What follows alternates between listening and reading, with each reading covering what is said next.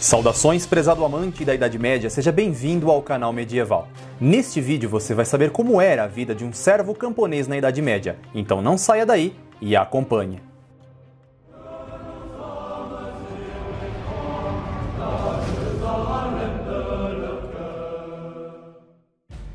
Antes de mais nada, recomendo que você assista o vídeo que trata do feudalismo como um sistema.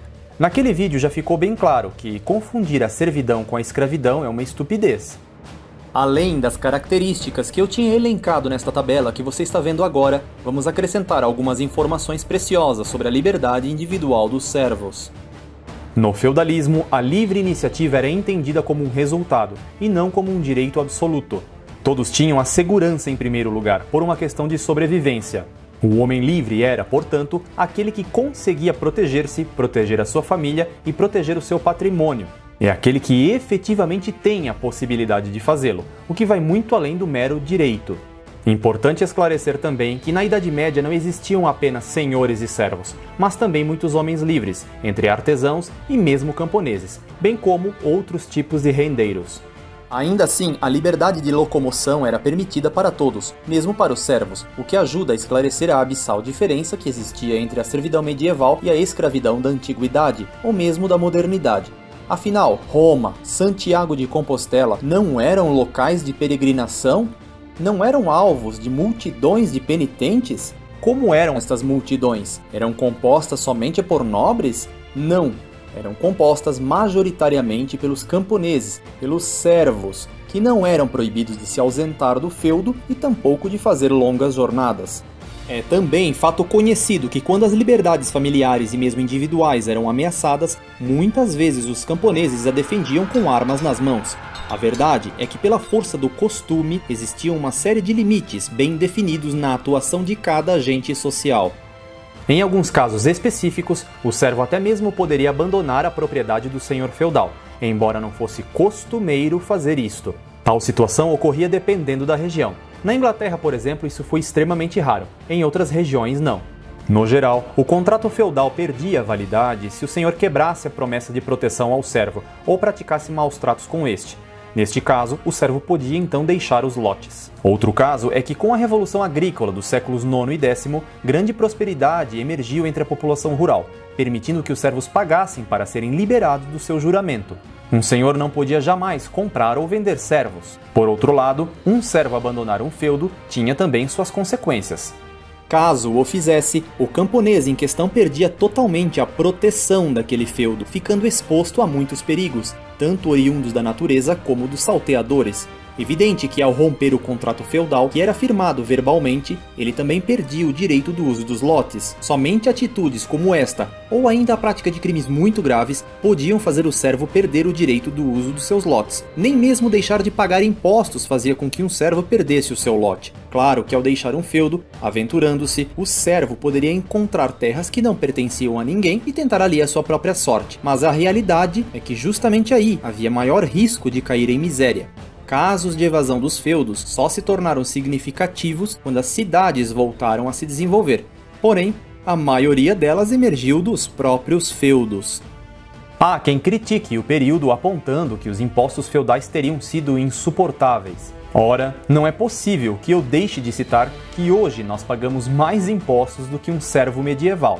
No Brasil, em especial, a renda do trabalho de 5 meses em média é destinada para pagar impostos, sejam eles escondidos nos preços, extraídos dos salários ou pagos diretamente.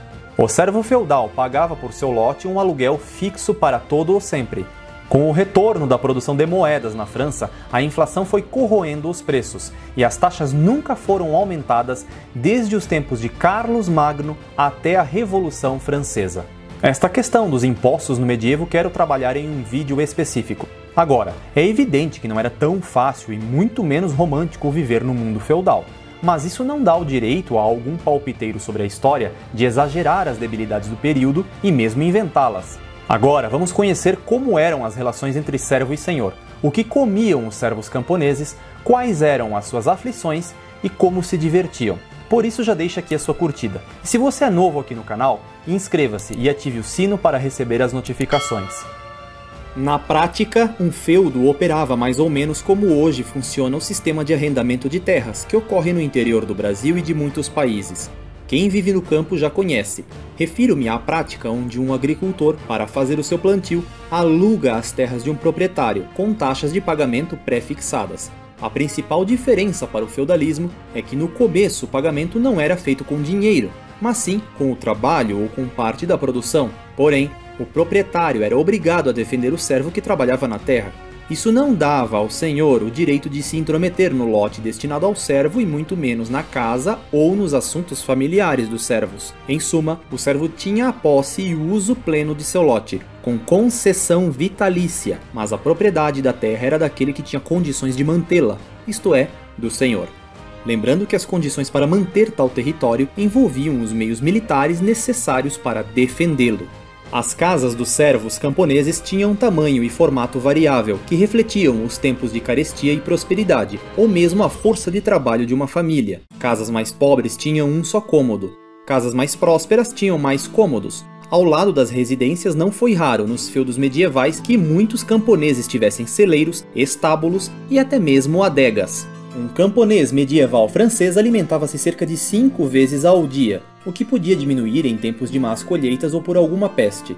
O tipo de comida era variável, conforme o costume de uma etnia ou região, mas pães eram bastante utilizados, assim como verduras, mel, peixe e a carne de caça. A carne de porco era comum e os alimentos mais duráveis eram alguns embutidos defumados ou carnes secas ao sol. O sal tinha grande valor. Não havia açúcar como hoje. No máximo aproveitavam o doce do mel ou faziam açúcar de beterraba. Somente no final da Idade Média que o açúcar da cana chegou à Europa, pelas mãos dos venezianos e depois dos portugueses. O estilo de vida era o mais natural possível, seguindo o amanhecer e o anoitecer para o despertar e o dormir. As estações do ano ditam as necessidades do meio rural, mobilizando a todos. Um feudo abrigava porções de terra para diferentes usos, algo que pretendo abordar futuramente. As igrejas eram o coração do feudo, coração cujas batidas fazem analogia com o repicar dos sinos, que marcavam o ritmo de vida. Afinal, eram os sinos das igrejas que marcavam as horas e lembravam os fiéis dos momentos de oração, bem como convidavam à missa tanto quanto possível. A vida religiosa ocupava grande parte da mentalidade feudal, de modo que os camponeses percebiam a transitoriedade deste mundo. Nos sermões das missas, nobres e camponeses eram lembrados por um lado da necessidade da penitência, mas por outro lado, advertidos de que trabalhar domingos e feriados santos é pecado, salvo em caso de extrema penúria. Assim, ação e repouso estavam lado a lado. Em média, trabalhava-se de 8 a 12 horas no verão, respeitando os feriados, mas trabalhava-se somente de 4 a 6 horas no inverno. Somando os domingos e dias santos na França, eram ao todo 90 dias de descanso. Na Espanha, chegavam a quase 5 meses de descanso. A sesta, breve repouso após o almoço, era prática generalizada no medievo. Em alguns desses feriados, os camponeses costumavam desfrutar de cerveja ou hidromel e divertiam-se com a família por meio de alguns espetáculos e esportes estranhos. Enquanto as brigas de galo e as brigas de cães contra touros eram muito comuns no seio dos feudos, outras modalidades como lançamento de peso e luta viravam competições de uma aldeia contra a outra. A modalidade mais hilária, entretanto, era a disputa na qual 2 homens vendados eram colocados em um círculo fechado e, armados de porretes, tentavam matar um ganso ou um porco. Entretanto, ao soar o sino da sentinela, postada na torre mais alta do castelo do senhor feudal, a observar salteadores e invasores, a incerteza tomava conta, e todos corriam para se abrigar por um tempo nos recintos fortificados de seu senhor, que com a sua milícia enfrentava o perigo. Já o cotidiano do senhor feudal e sua família, bem como os castelos, merecem um vídeo à parte. Agora escreva aqui embaixo o que você aprendeu com este vídeo. Compartilhe ele com seus amigos, pois isso ajuda muito o canal. E considere fazer uma contribuição lá no Apoia-se. O link está aqui na descrição. Não se esqueça de seguir o canal também nas redes sociais. E lembre-se, o seu apoio é muito importante para a manutenção deste canal. Até breve!